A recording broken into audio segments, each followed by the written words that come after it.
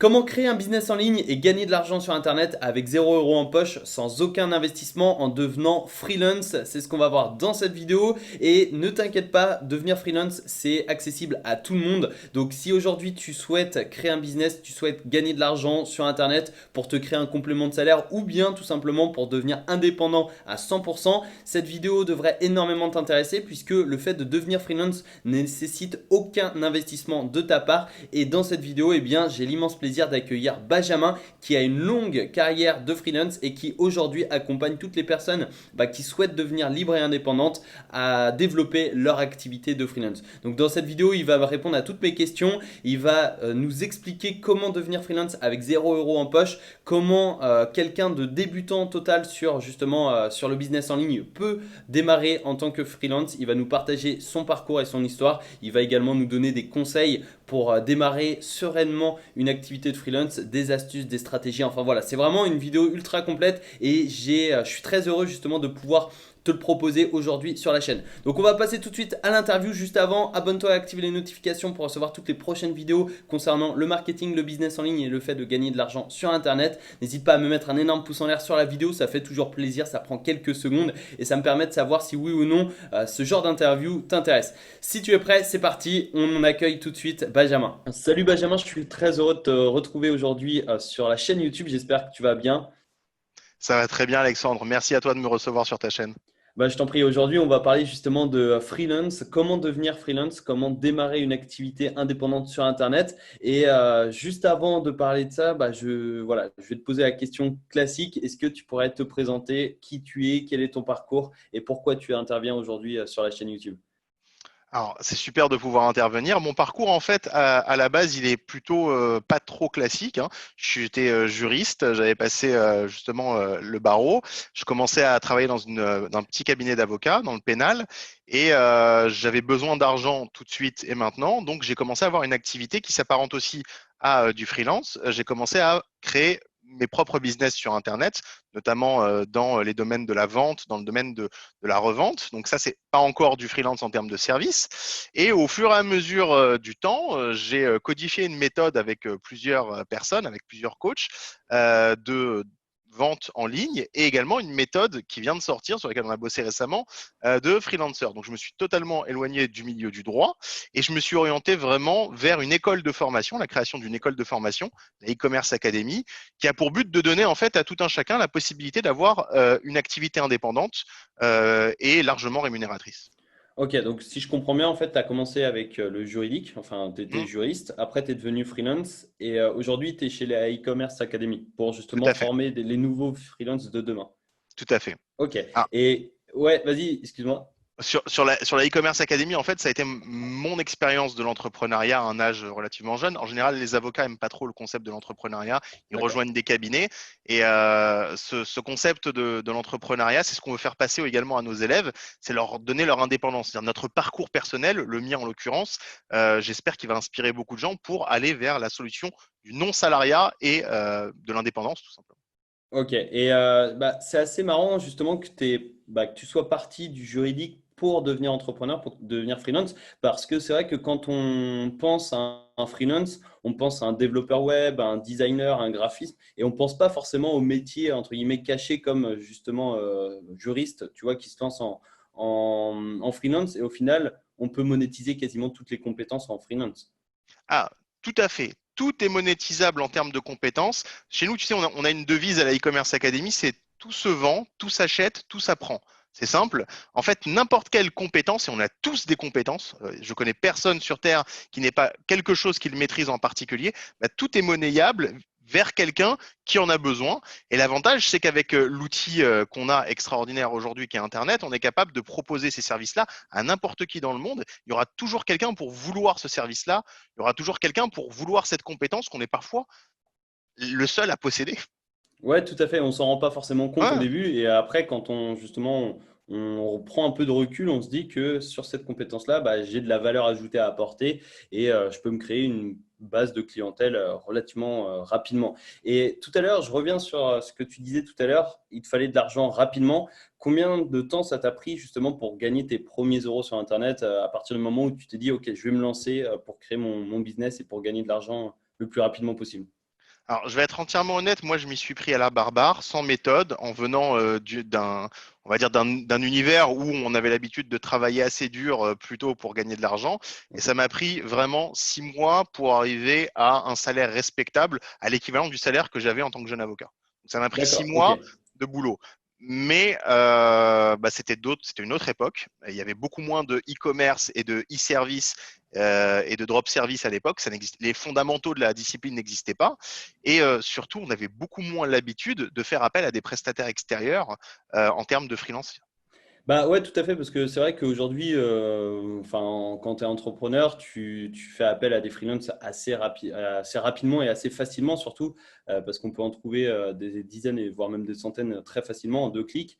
Et c'est vrai que moi, derrière mon activité, je fais appel à 4-5 freelances régulièrement. Donc c'est vrai que tu vois, si chaque entrepreneur fait appel à plusieurs freelances, bah, par rapport à il y a quelques années, je pense que le marché Ah, a c'est évident. considérablement augmenté. Et donc, oui, 6 mois pour avoir un salaire confortable. Et donc, tu t'es passé par la création de revenus complémentaires avant, j'imagine. Ah, évidemment, on commence toujours par le palier intermédiaire, on commence par faire ses premiers revenus. Il y a quand même un énorme avantage en tant que freelancer, c'est qu'on ne prend pas de risque d'investir quoi que ce soit. On investit sa compétence. Alors certes, on investit quelque chose de précieux, on investit du temps, mais si on a la méthode, ce temps bien investi peut produire de l'argent. Et on n'a pas forcément à avancer quoi que ce soit de sa poche pour créer sa propre, j'allais dire, mini-entreprise de freelancer. On a juste à avancer son temps et ses compétences. Et voilà, ça permet de progresser jusqu'à arriver vraiment à en faire son métier à part entière.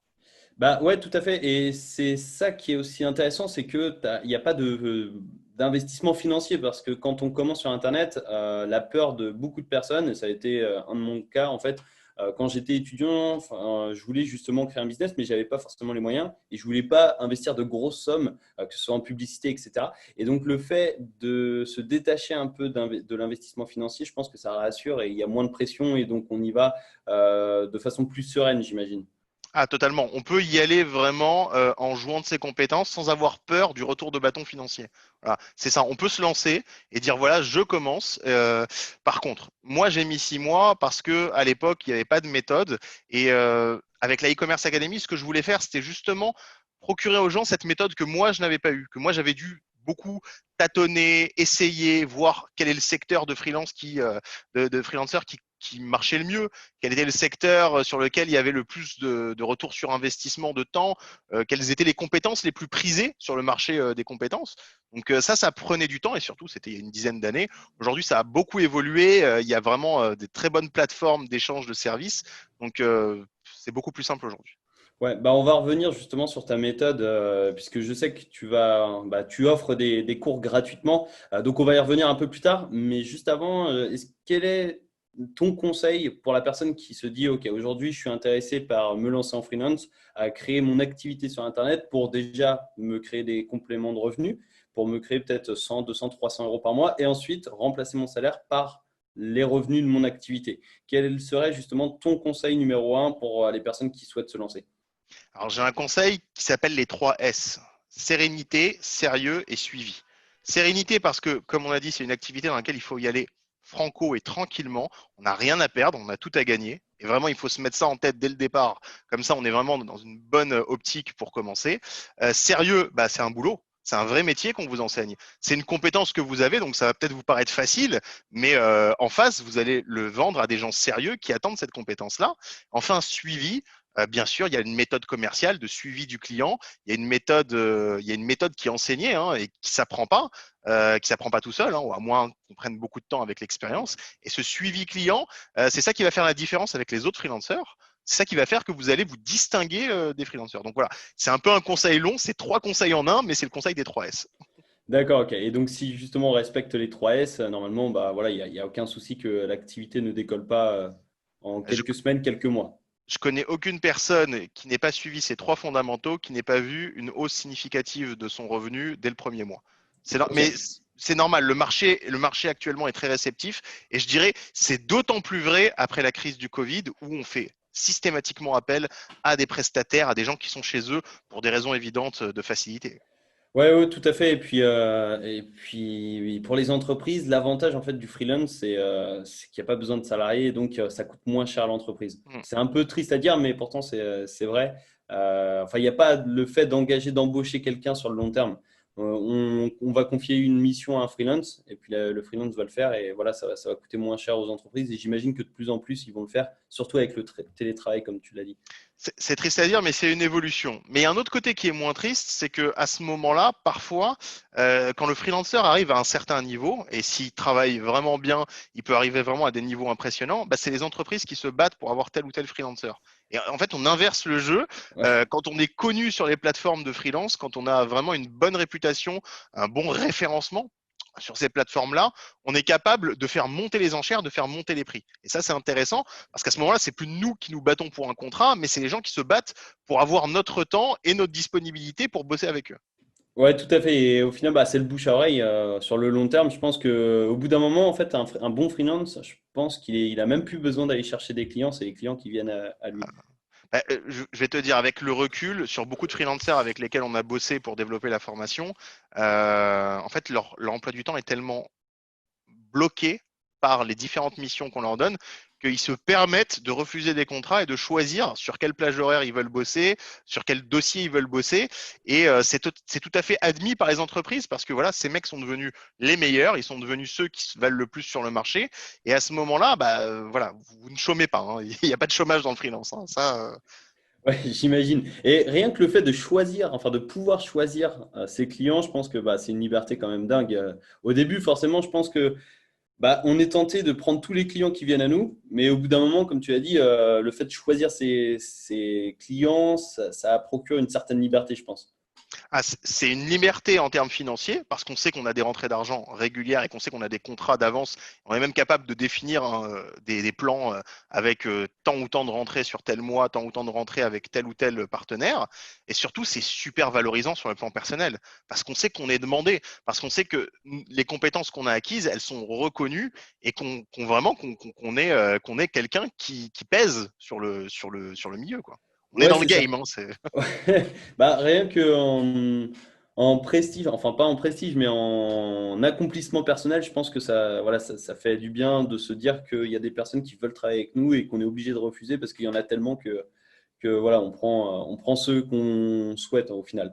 Et si tu devais recommencer de zéro aujourd'hui, en 2020 ou même dans les prochaines années, si tu devais recommencer de zéro avec les connaissances que tu as actuellement, qu'est-ce que tu ferais en premier? Quelles seraient justement les étapes que tu suivrais pour vivre de ton activité?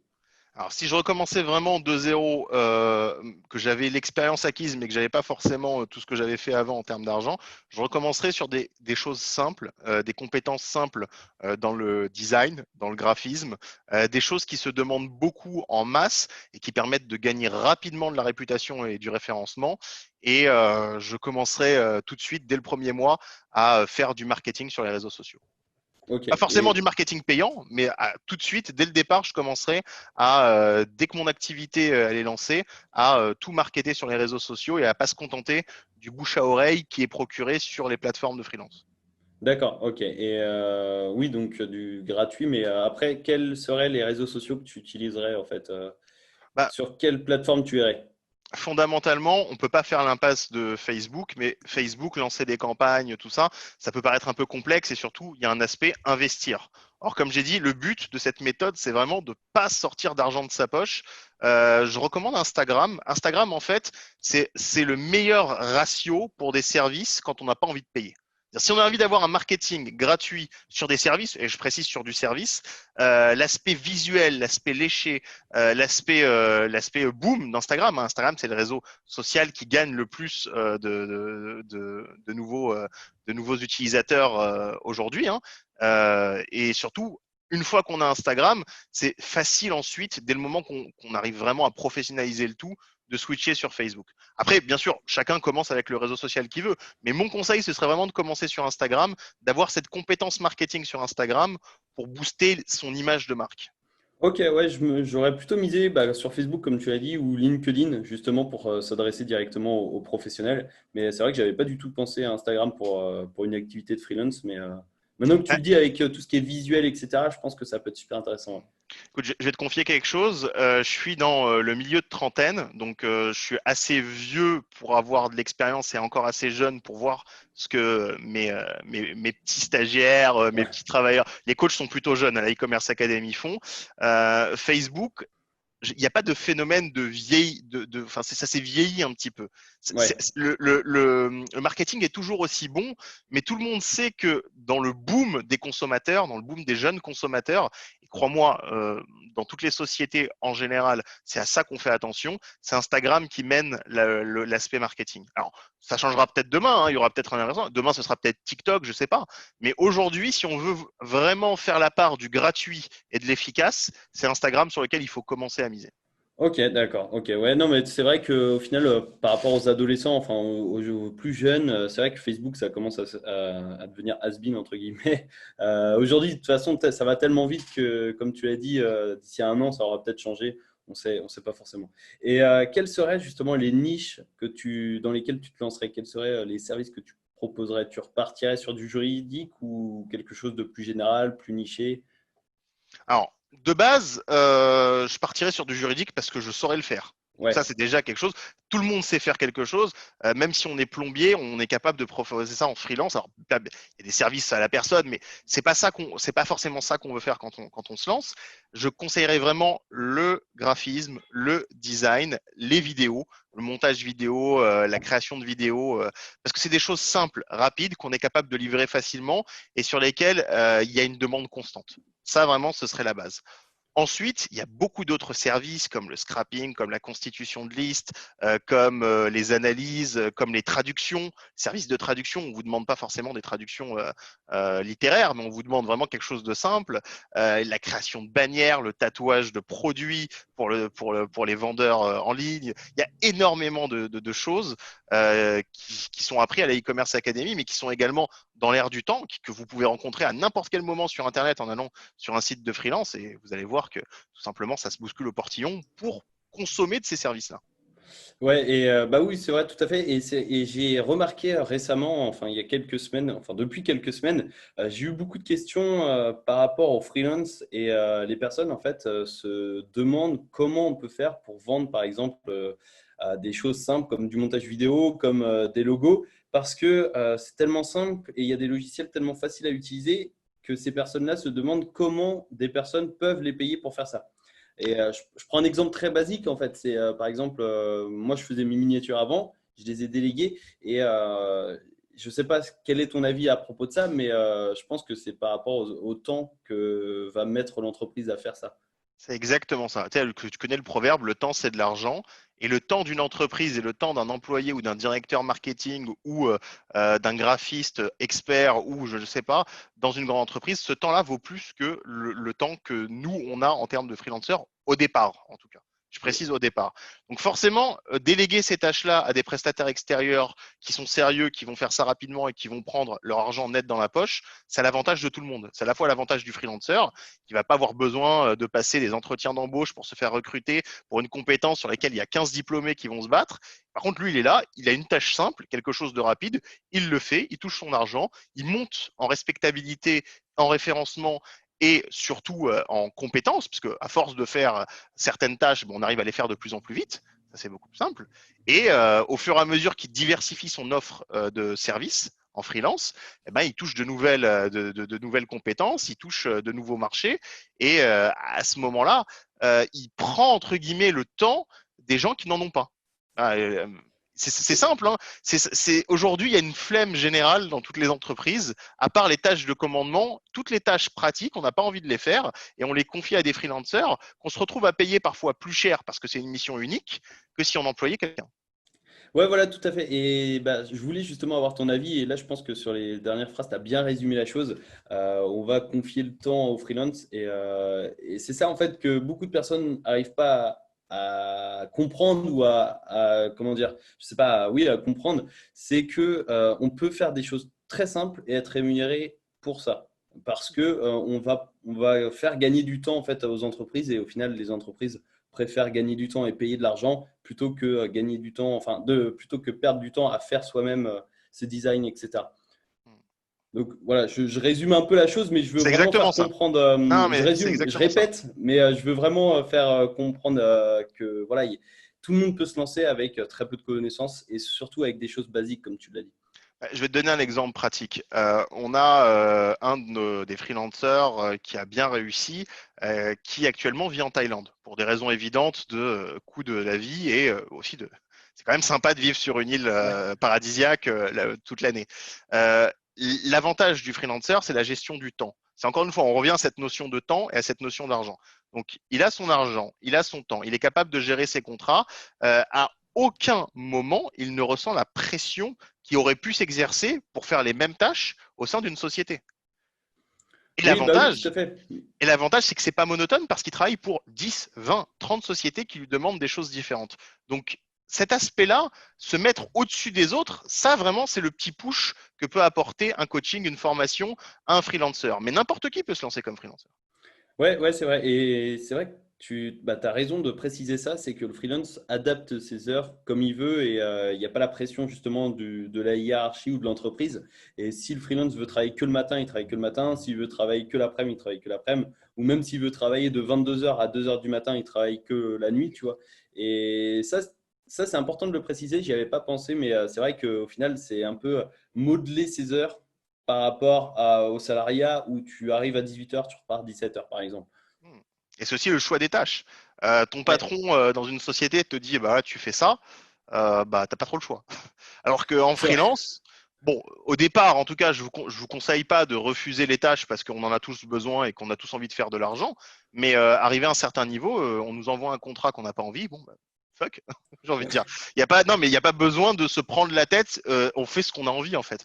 On m'a confié, j'ai développé par exemple un service de freelance sur du design graphique et sur du montage vidéo. J'ai une vidéo, je sais pas, on m'envoie une vidéo. Je ne partage pas les valeurs de la personne qui m'a envoyé cette vidéo et pour des raisons personnelles, j'ai pas envie de le faire. Dans une entreprise, je fermerai ma gueule. En freelance, je mets juste désolé, je ne peux honorer cette commande à cause et on n'a même pas besoin de se justifier. On dit à cause d'un trop plein de commandes, voilà, désolé, oups, et voilà, point barre. On passe à Ouais, autre ouais, c'est chose vrai. et on prend l'argent autre part. C'est C'est vrai, ouais, ouais, tout à fait. Et pour ceux qui aimeraient commencer et qui se disent où je vais trouver mes clients, qu'est-ce que tu leur dirais? Parce que c'est vrai que quand on démarre, trouver ses premiers clients, c'est le plus dur, je pense. Qu'est-ce que tu recommanderais à ces personnes qui se posent cette question-là? il n'y a pas photo, hein, Fiverr. Fiverr, ok, ouais. Fiverr, justement là-dessus, sur l'ensemble du réseau, c'est quand même le plus gros réseau, on va dire, de freelancers au monde. Donc, bien sûr, il y a tout de suite des gens qui vont me dire, ah, mais il faut parler anglais. Là, je leur réponds non. Il faut savoir juste utiliser un logiciel qui fait semblant que vous parliez anglais. Il y en a Ouais. beaucoup, hein. Il y a des méthodes très simples, surtout sur des services comme le montage vidéo ou autre, on est capable de faire beaucoup de choses. Ensuite, récemment, Fiverr a traduit ces services en français. Donc, on peut accéder à l'interface Fiverr en français. Ok. Et enfin, il vaut mieux commencer avec un cheval de course et ensuite appliquer ça à tous les autres sites qui sont dignes d'intérêt, hein. Je parle de 5euros.com par exemple, pour le marché francophone qui est très bon. Donc il vaut mieux commencer sur le principal, créer une offre, apprendre à le faire et ensuite tout simplement faire copier-coller de ses offres et de ses compétences sur les autres sites. Forcément, plus on le propose sur de nombreux sites, plus on a de commandes. Et là, voilà, c'est juste une reproduction de ce qu'on fait sur Fiverr, par exemple, sur 5euros.com ou sur d'autres sites. C'est tout. Ouais, bah oui, tout à fait. Et c'est vrai que enfin, de tête, j'aurais dit 5euros.com en premier parce que c'est en français. Mais effectivement, Fiverr, c'est quand même plus gros que 5euros.com et il doit y avoir plus de demandes, enfin, il y a un plus gros marché à prendre. Et je pense que oui, effectivement, tu as raison de dire, de préciser de commencer sur Fiverr plutôt que 5euros.com. Ah ouais, la question, c'est simple. Est-ce qu'on a envie d'aller dans le plus grand centre commercial pour mettre sa boutique ou est-ce qu'on a envie d'aller dans un centre commercial un peu plus petit? Et là, l'avantage, c'est que mettre sa boutique dans le plus grand centre commercial et mettre sa boutique dans un centre commercial un peu plus petit avec une offre un peu plus réduite, mais qui est tout aussi intéressant et qui est amené à se développer, bah, l'avantage, c'est que les deux, c'est gratuit. Il n'y a pas de bail à payer. Il y a pas d'argent à investir, il n'y a pas de locaux à louer, il n'y a pas de studio à prendre. On peut faire ça de chez soi. Donc, quitte à le faire, quitte à dupliquer son offre en un clic sur deux sites, autant le faire dès le départ. Ah oui, ouais, clairement, oui, tu peux copier-coller l'offre au final, si c'est en français sur Fiverr, oui, tu copies-colles, ouais. Ouais, non, mais oui, clairement, c'est même encore plus simple et encore plus optimisé. Et j'aimerais qu'on parle justement du drop service. Tu en as parlé très rapidement en début de vidéo, mais est-ce que tu pourrais justement nous détailler ce qu'est le drop service? Alors, le drop service, c'est tout simplement passer d'acteur de compétences à entrepreneur à directeur. En fait, c'est simple, on ne va pas vous payer pour une compétence que vous donnez cette fois-ci, on va vous payer pour votre compétence à organiser une équipe ou tout simplement parfois une autre personne, prendre un service et le revendre plus cher parce que vous êtes mieux en marketing, parce que vous êtes mieux en référencement, parce que vous avez plus de possibilités. Et ça, on peut facilement les voir sur Fiverr ou sur d'autres. Il y a certains qui proposent des compétences uniques et il y en a qui proposent des compétences de plusieurs autres personnes et qui font un package, une offre particulière et qui arrivent à toucher d'autres clients.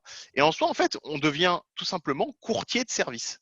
On prend les services des autres, qu'on représente mieux qu'eux, et on les vend à des acheteurs de services, à des clients qui veulent peut-être plus de sérieux, plus de partage de compétences, plus de polyactivité, je vais dire plus on va dire de compétences partagées.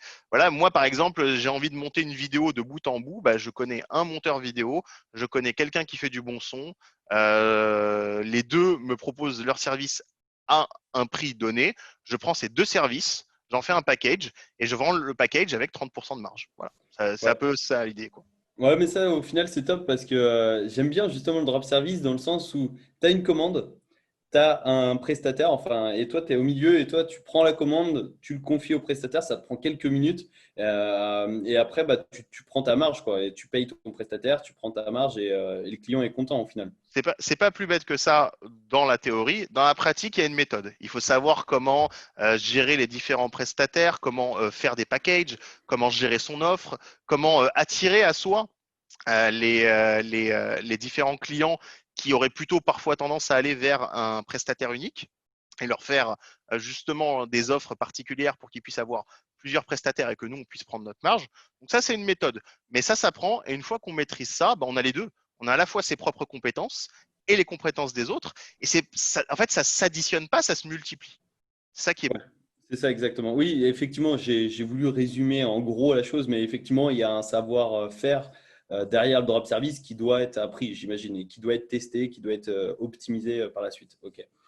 Et justement, chez la e-commerce Academy, tu m'avais dit juste avant de commencer l'interview que vous offriez 3 cours offerts. Est-ce que tu pourrais nous en dire Ok. plus? Et après, j'ai quelques questions pour terminer l'interview. Ok, alors on offre 3 cours de départ avec un entretien. On offre également un entretien avec un conseiller qui a lui-même des compétences en freelance.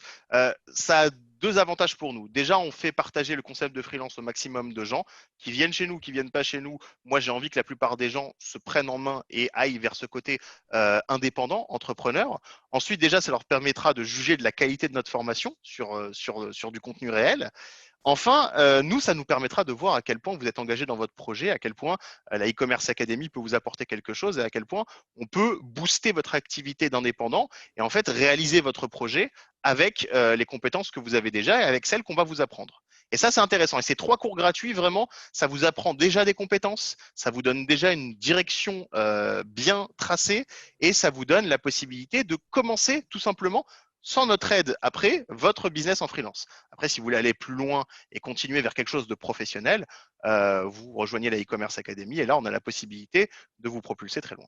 Ok, ça marche. Bah, dans tous les cas, je mettrai les 3 cours offerts dans la description de cette vidéo. Donc Super. comme ça, pour les plus motivés, enfin pour ceux qui veulent justement découvrir votre travail et qui veulent se lancer en freelance, je pense que ça peut les aider.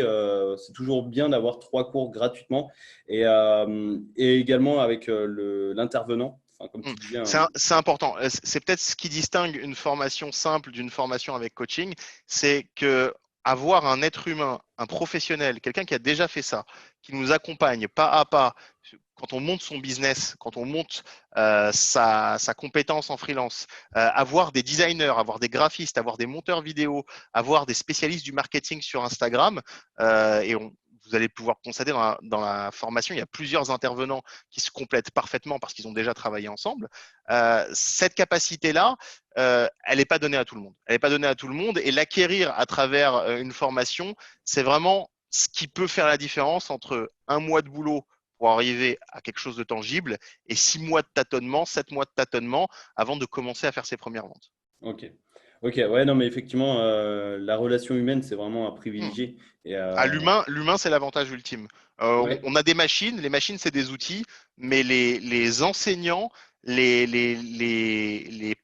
qui partagent leur savoir, ça ne peut pas être autre chose qu'un être humain, pour une seule et bonne raison, c'est qu'on reste des êtres humains. On fait du e-commerce, ça peut paraître froid, on fait du drop service, on fait du commerce de compétences, mais ces compétences-là, elles sont faites par des êtres humains, et rien de mieux qu'un vrai enseignant, que quelqu'un en chair et en os, pour transmettre ces connaissances-là. ouais, effectivement. Bah, dans tous les cas, je mettrai toutes les informations dans la description de cette vidéo. Et j'aimerais te poser une question. Quelles sont tes trois plus grosses erreurs dans ta carrière de freelance? Voilà, quelles sont tes erreurs pour que les personnes qui sont en train de nous regarder actuellement apprennent de tes erreurs et évitent de les reproduire par la suite?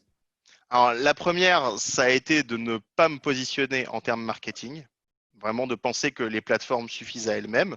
Ça peut suffire quand on a envie d'avoir un salaire basique, mais ça suffit pas quand on a envie vraiment d'éclater. La deuxième, ça a vraiment été de sous-évaluer mes compétences, vraiment de les vendre à un certain niveau toujours peu cher. Une fois la phase de décollage, il faut savoir s'estimer soi-même. Il faut savoir avoir l'estime de son travail et vendre son travail au juste prix. Et parfois, quand on n'est pas assuré, quand on n'a pas quelqu'un qui nous dit ce qu'on vaut, quand on n'a pas de coach, on doute un peu de soi-même, hein. Moi-même, ça m'est arrivé au cours de ma carrière de douter de moi-même. Et on sous-évalue ses compétences et donc on les vend pas cher. Et en fait, c'est une erreur. Parce qu'en fait, si c'est pas cher, c'est que ça vaut pas le coup.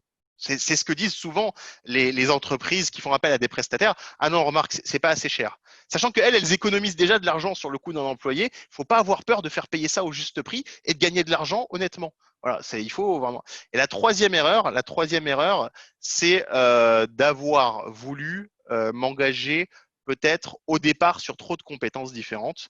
C'est-à-dire gérer à la fois le juridique, à la fois le graphisme, à la fois ça ou ça.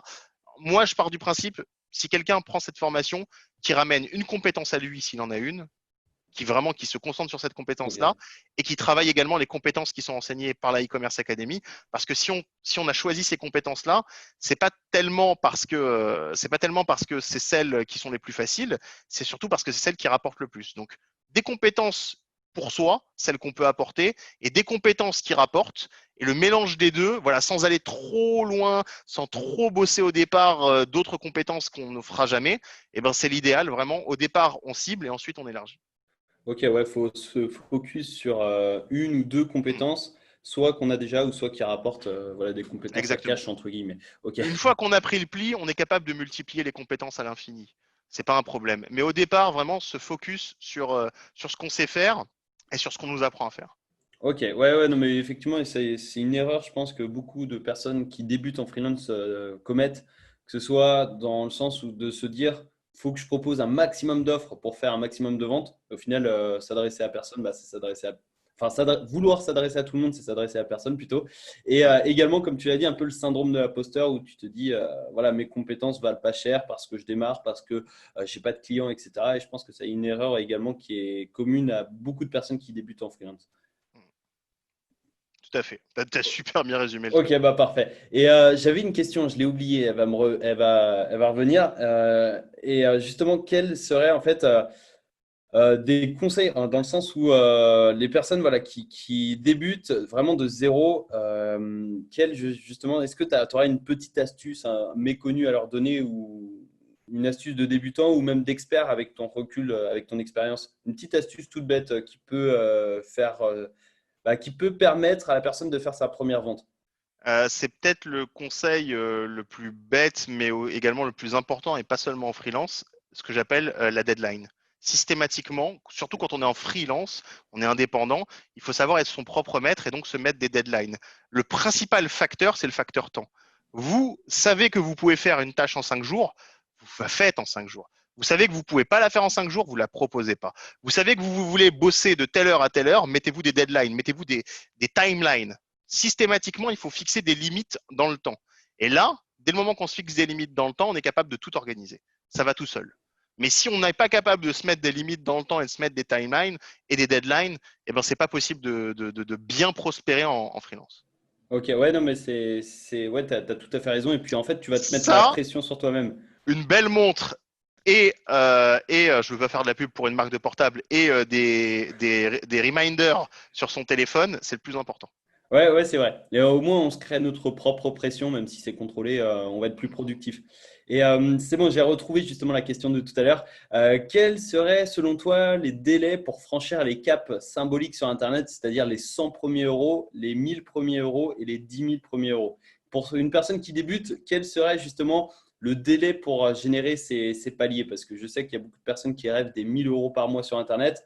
Après 10 000 euros par mois, mais surtout 100 euros pour un complément de salaire. Ensuite, un salaire, 1000 euros entre guillemets, c'est Mhm. un salaire. Et les 10 000 dans le sens où tu es indépendant financièrement.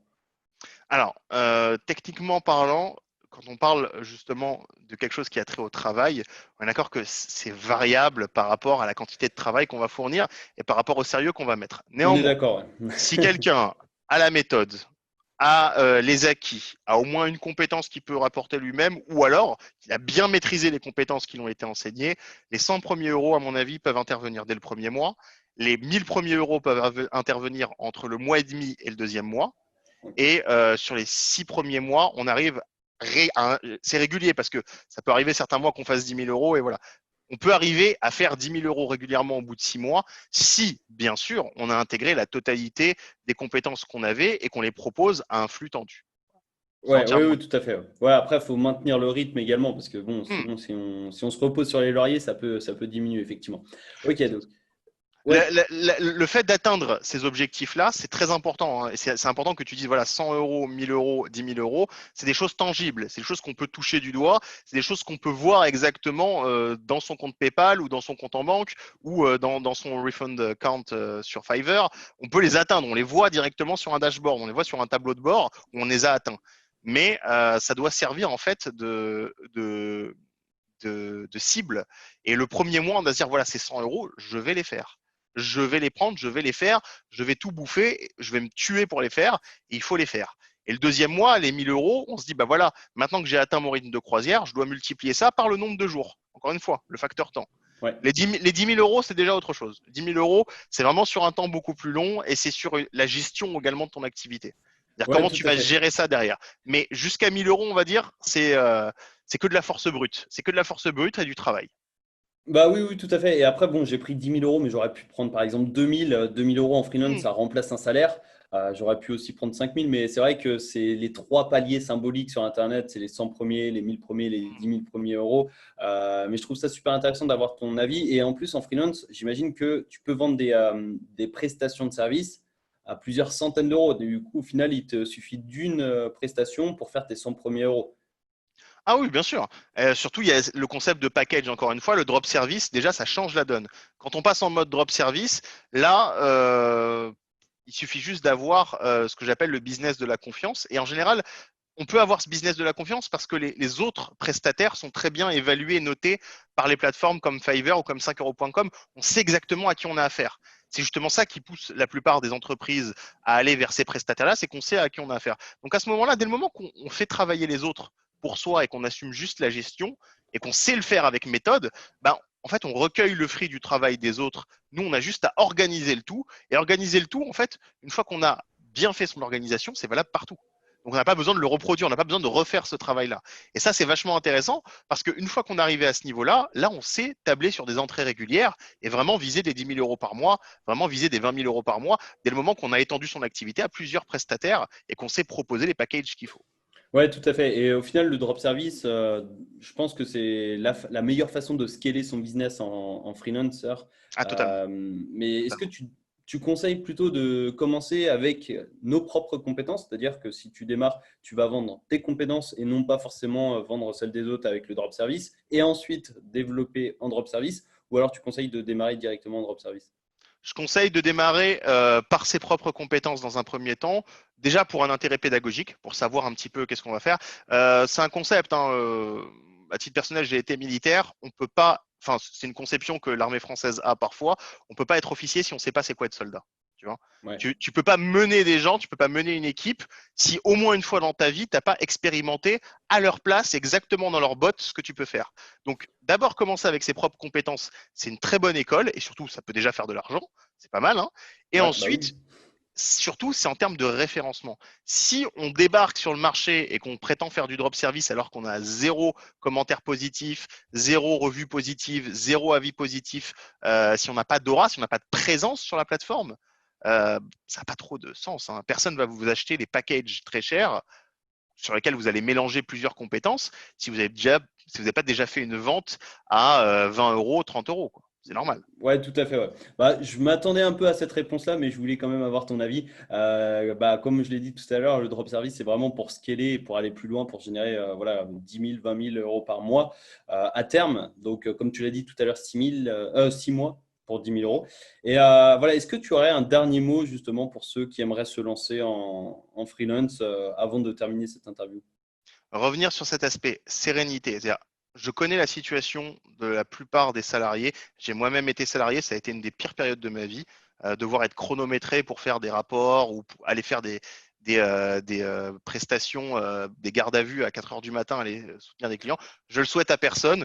Et encore, j'ai mauvais jeu de me plaindre parce que j'étais avocat et je connais des gens qui travaillent dans des boulots 1000 fois plus chiants et qui se tapent des galères.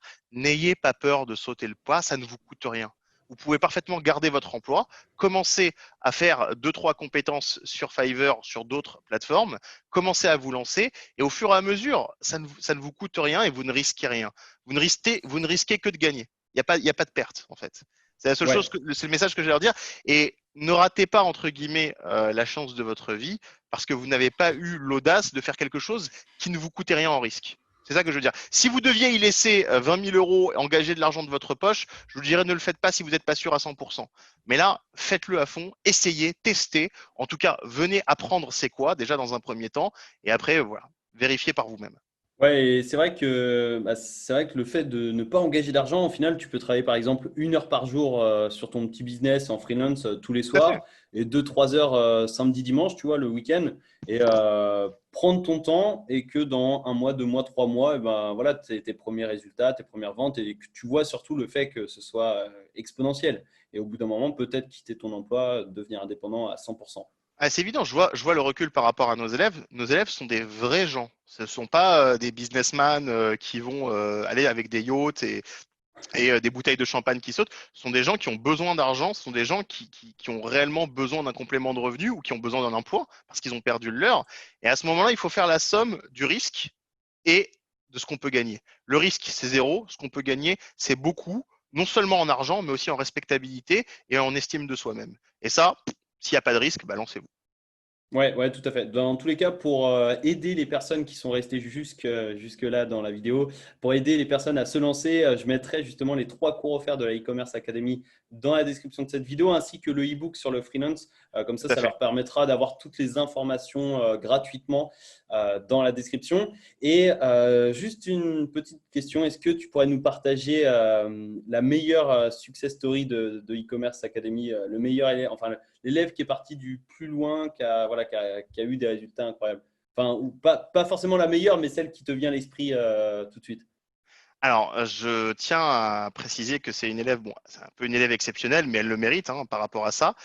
C'est Emeline qui a 48 ans, qui a passé presque 28 ans à faire de la sérigraphie et Ok. qui avait beaucoup de difficultés à sortir du monde du salariat. Elle est restée d'ailleurs le premier mois sérigraphe. Bah, elle a utilisé tout simplement les compétences qu'elle a acquises pour faire du design. Elle était particulièrement compétente en termes de création. Et déjà, elle a réussi à bien exploser son nombre de ventes de services. Ça s'arrachait. Et aujourd'hui, en plus, grâce au concept de freelance, elle a été débauchée par une galerie d'art qui lui permet, en plus de ses compétences de graphiste et de designer, bah, d'exposer ses œuvres. Donc voilà. Ah ouais, carrément. Ah ouais, ça c'est cool. Et au final, ouais, c'est bien la preuve que n'importe qui peut réussir et qu'au final, l'entrepreneuriat, ça ouvre des portes juste incroyables. Je sais pas si quand elle a démarré justement le freelancing, enfin quand elle a démarré son activité de freelance, je pense pas qu'elle aurait un jour imaginé exposer dans une galerie d'art. Ah, non, pas du tout, mais surtout, en fait, il y avait le facteur âge, sans vouloir trop raconter sa vie, hein, je ne me permettrai pas, mais elle pensait justement qu'elle était en sous-capacité, qu'elle n'était pas capable de le faire. D'accord. Le concept, c'était, elle s'est dit, voilà, j'ai une activité, j'ai pratiqué ça de 20 ans à voilà, bientôt la cinquantaine. Je ne suis pas capable, à cet âge-là, d'apprendre une autre compétence. Je ne suis pas capable de changer de voie. Et en fait, quand elle a compris que elle ne risquait rien et qu'il fallait juste en fait assimiler du contenu et voir un petit peu ce qu'elle avait déjà fait, parce que on vient avec un background tous, on vient tous avec une histoire, on a tous des compétences, mais aussi des envies, des affinités, une manière de négocier, une manière de parler. Quand elle a vu que ça cadrait et que les gens en face la demandaient, ça a provoqué un véritable électrochoc et elle a vu ses ventes augmenter de services. L'avantage, c'est qu'ayant une expérience assez longue et assez intéressante dans le milieu de l'entreprise, bah, elle a su déceler, alors qu'elle n'avait jamais été manager ou elle n'avait jamais été chef d'équipe dans son travail, elle a su déceler les compétences chez d'autres prestataires. Et donc, elle a pu faire des packages en drop service et les proposer. Et voilà. Et bon, après, c'est un petit conte de fées, hein, le fait d'avoir vu certaines de ses créations exposées et avoir vu certaines de ses créations qui peuvent être vraiment appréciées par un public extérieur au monde du freelance. Ça, c'était vraiment la cerise sur le gâteau. Mais avant même ça, elle avait déjà trouvé une certaine satisfaction dans son travail. Ouais, voilà, on n'est pas obligé d'aller jusqu'à ce point-là d'exposer ses œuvres dans les galeries d'art, mais effectivement, rien que le fait de quitter le salariat, de devenir indépendant et puis de vivre de son activité, alors qu'on ne se croyait pas capable au début, l'estime de soi, je pense que voilà, elle est juste incroyable, ça s'améliore. Et comme tu l'as dit, en fait, le fait de prendre confiance en ses capacités en soi, bah, inconsciemment, en fait, on va faire les choses différentes et on va voir les ventes augmenter. C'est ce qui C'est s'est évident. passé, je pense, pour elle. Donc, ouais, bah, en tout cas, merci à toi d'être intervenu sur la chaîne. Je pense que ça a aidé pas mal de personnes. En tout cas, j'ai beaucoup appris justement sur le domaine du freelance, domaine freelance. Et en tout cas, voilà, merci pour tes conseils. Et je mettrai, bah, pour ceux qui souhaitent aller plus loin, je mettrai les 3 cours offerts dans la description de cette vidéo. Merci, Benjamin. Merci à toi, Alexandre. Merci de m'avoir invité sur ta chaîne et le salut à tous tes abonnés. Pas de souci. Je te souhaite une excellente journée. À très bientôt. Ciao. À très bientôt.